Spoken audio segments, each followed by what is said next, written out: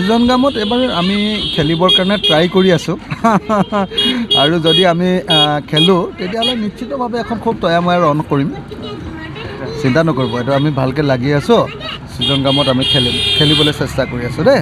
ইতিমধ্যে যিহেতু আজি কংগ্ৰেছত যোগদান কৰিব ৰিজাউল কৰিম এনে তেখেতৰ বিশাল এটা জোঁট আছে বুলিও ক'ব পাৰি সেই ক্ষেত্ৰত কিবা কি ক'ব ছাৰ মানে ৰেজাউলে এনে বাহিৰৰ পৰা দেখোঁতেতো সি ঠিকেই আছে সংখ্যালঘুৰ কাৰণে মাত মাতি থাকে কিন্তু অলপ দিছপুৰৰ লগত তাৰ সম্পৰ্কটো কমাব লাগিব দিছপুৰৰ লগত যিটো সম্পৰ্ক সেইটো যদি নকমায় তেতিয়াহ'লে কাম নহ'ব সেইকাৰণে মই ৰেজাউল মোৰ ভাইৰ নিচিনা মই ৰেজাউলক অনুৰোধ কৰিম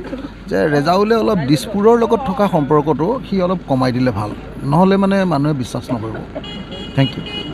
ছাৰ যিহেতু চেয়াৰমেন আলিও ৰাইজৰ দলত যোগদান কৰিব আজি যোগদান নকৰে আজি একেলগতে মিটিং কৰিম ফেব্ৰুৱাৰী মাহত যোগদান কৰিম